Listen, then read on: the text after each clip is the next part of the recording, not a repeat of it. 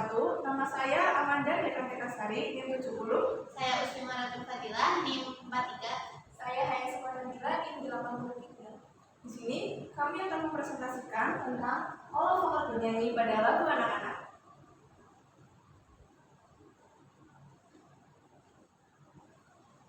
Yang pertama ada bab 1 pendahuluan latar belakang.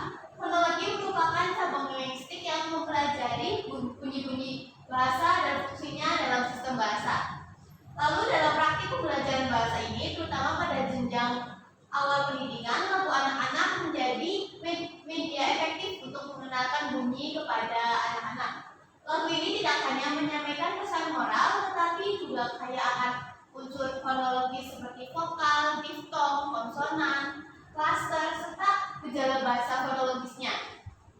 Lalu dengan menganalisis unsur-unsur tersebut, siswa dapat lebih memahami struktur bunyi dalam bahasa Indonesia secara menyenangkan. Lagu ini juga mudah dihafalkan dan digunakan dalam berbagai kegiatan edukatif, sehingga sangat cocok dijadikan sebagai objek penelitian fonologi yang sederhana. Lalu ada rumusan masalah. Yang pertama, apa saja vokal, diftong, konsonan, dan klaster yang terdapat pada lagu anak-anak tersebut. Yang kedua, apa gejala fonologi yang dapat muncul dalam pengucapan atau pelafalan pada lagu anak-anak. Tujuan penelitian ini yang pertama untuk mendeskripsikan jenis-jenis vokal, konsonan, klaster, diftong dalam lagu anak-anak. Dan yang kedua, mengidentifikasi dan menjelaskan bentuk gejala fonologi yang muncul dalam pelafalan di lagu tersebut. Selanjutnya adalah landasan teori. Yang pertama ada vokal. Apa isi itu vokal itu? Vokal adalah bunyi bahasa yang dihasilkan tanpa hambatan. Berarti dari alat ucap, udara keluar bebas melalui rongga mulut. Contohnya ada A, I, U, E, dan O. Adalah vokal dasar dalam bahasa Indonesia. Dan selanjutnya ada konsonan. Konsonan adalah bunyi bahasa yang pembentukannya mengalami hambatan atau gangguan aliran udara, baik total maupun sebagian, oleh alat ucap. Contohnya ada seperti itu.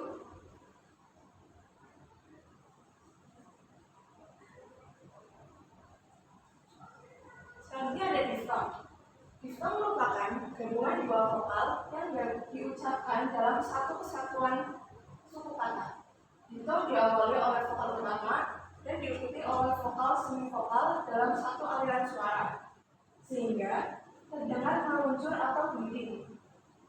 Dalam bahasa Indonesia, diftong yang umum dijumpai adalah ai, au, dan owi. Diftong berperan penting dalam pembedaan makna dan melatih transisi vokal dalam pelafalan. Misalnya, ai pada kata pantai, au pada kata hijau, oi pada kata amboy. Keberadaan diftong ini sangat relevan dalam pelatihan vokal karena mengharuskan penyanyi melakukan revisi nada dan artikulasi secara halus antar vokal dalam satu suku kata. Selanjutnya ada klaster atau konsonan. Klaster adalah dua atau lebih konsonan yang muncul secara berurutan dalam satu suku kata. Dalam bahasa Indonesia, klaster umumnya ditemukan pada kata serapan. Contohnya klaster awal kata PR pada pribadi, KL pada klub, TR pada grup, STR pada struktur. Lalu ada gejala fonologis. Gejala fonologis adalah perubahan fonem atau bunyi bahasa yang terjadi dalam ujaran, baik berupa penambahan, penghilangan, maupun perubahan bunyi. Gejala ini terjadi karena faktor lingkungan fonologis, pengaruh bahasa ibu, atau adaptasi terhadap sistem fonologis baru. Selanjutnya, jenis-jenis gejala fonologis. Yang pertama ada protesis. Protesis ini merupakan penambahan fonem di awal kata. Misalnya, istri diucapkan istri. Yang kedua, epentesis. Ini merupakan penambahan fonem di tengah kata seperti truk menjadi teruk atau turut. Yang ketiga, paragog. Paragog ini merupakan penambahan fonem di contohnya makan menjadi makanan.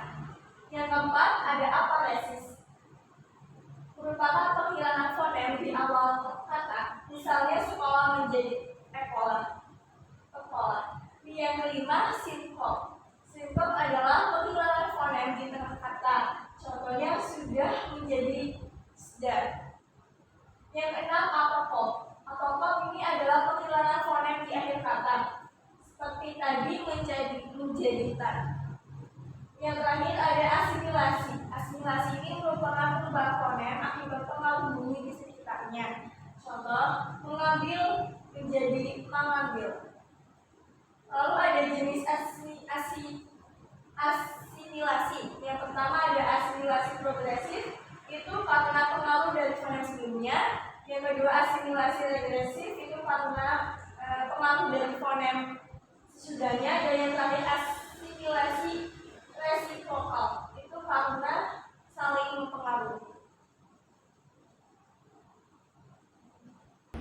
Lalu selanjutnya kami melakukan penelitian olah vokal bernyanyi dengan anak berusia 6 tahun menggunakan lagu anak-anak, pelangi-pelangi, dan burung kakak tua.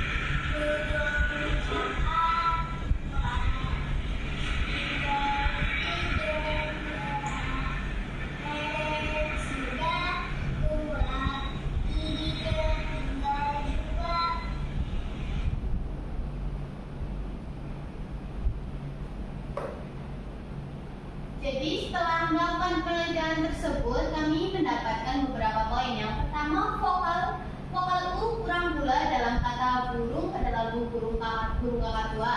Pengucapan kata burung oleh anak usia dini terkadang terdengar seperti borong yang menunjukkan bahwa vokal U tidak diartikulasikan dengan bulat sempurna. Ini adalah bentuk distorsi vokal di mana vokal belakang U terdengar seperti O karena kurangnya kontrol bibir yang membulat. Secara fonetis, U memerlukan pengucapan dengan lidah tinggi dan bibir membulat penuh. Ketidaksempurnaan ini bisa menjadi tanda bahwa anak sedang dalam tahap belajar menguasai perbedaan artikulasi vokal tinggi bulat. Yang selanjutnya ada konsonan. Konsonan M tertutup pada kata pelukismu. Pelukismu oleh anak-anak terdengar seperti pelukisnu ataupun pelukisku, yang menunjukkan bahwa konsonan M pada akhir kata tertutup oleh tekanan suara berikutnya. Hal ini dapat dikategorikan sebagai reduksi atau penyempitan artikulasi nasal, karena posisi M berada sebelum vokal U yang lemah tekanannya. Bunyi M adalah nasal bilabial yang memerlukan penutupan sempurna bibir.